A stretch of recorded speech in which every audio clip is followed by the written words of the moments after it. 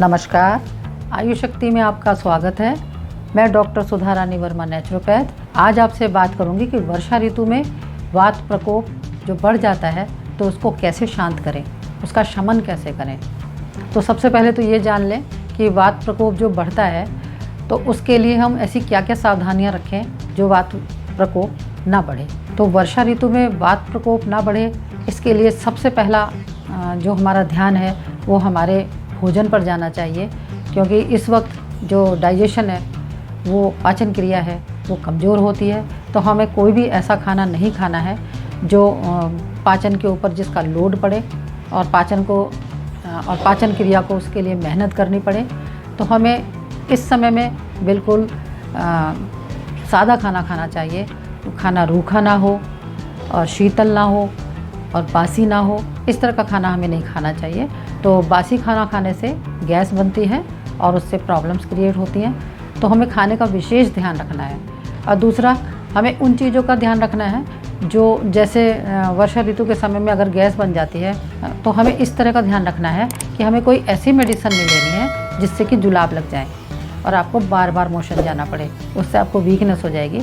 तो वर्षा ऋतु के दौरान हमें इस तरह का कोई भी मेडिसिन नहीं लेनी है। और ना ही वर्षा ऋतु के दौरान हमें बहुत ज़्यादा मेहनत वाले काम करने हैं, और ना ही उपवास करना है, और ना ही देर रात तक जागना चाहिए, और ना ही बहुत चिंता करनी चाहिए।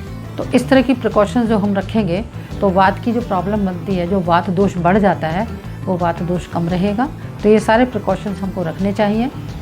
अब अगर वात बढ़ जाए तो उसका शमन करने के लिए तो हमें अपने भोजन में मीठे, चिकने और गर्म खाद्य पदार्थ खाने चाहिए। और खोए के से बनी हुई चीज़ें बिल्कुल नहीं खानी चाहिए, क्योंकि खोया पचने में भारी होता है। और इसके अलावा सप्ताह में एक बार पूरे शरीर के ऊपर मालिश करनी चाहिए, और सिर पर भी सप्ताह में 2 बार तेल लगाना चाहिए, क्योंकि जब वात बढ़ जाती है तो वात बढ़ने से शरीर में रूखापन आ जाता है, और रूखापन आने से और वो रूखापन पूरे बॉडी में हर जगह फील होता है। तो बाल भी रूखे हो जाते हैं और उसकी वजह से हमारी स्किन भी रूखी हो जाती है। तो इसलिए मालिश और सिर के ऊपर तेल लगाना बहुत ज़्यादा ज़रूरी होता है।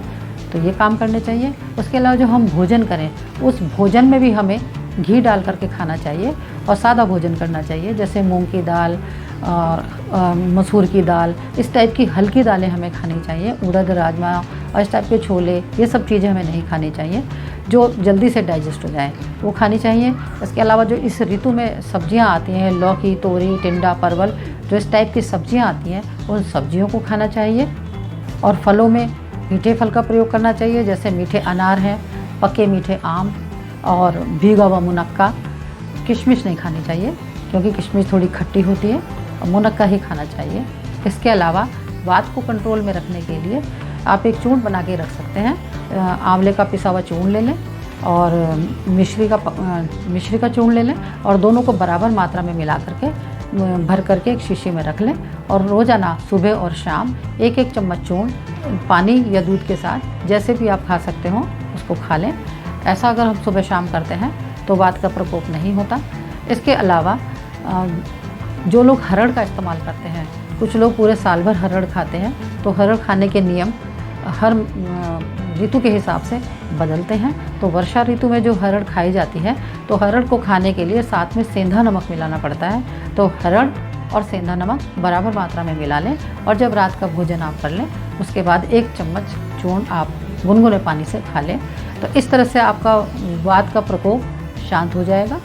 ऐसा करने से जो बढ़ी हुई वात है शरीर के अंदर, वो वात दोष कम हो जाएगा और आप स्वस्थ रहेंगे।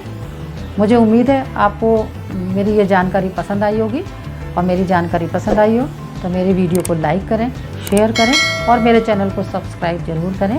फिर मिलती हूँ किसी नई वीडियो के साथ। नमस्कार, धन्यवाद।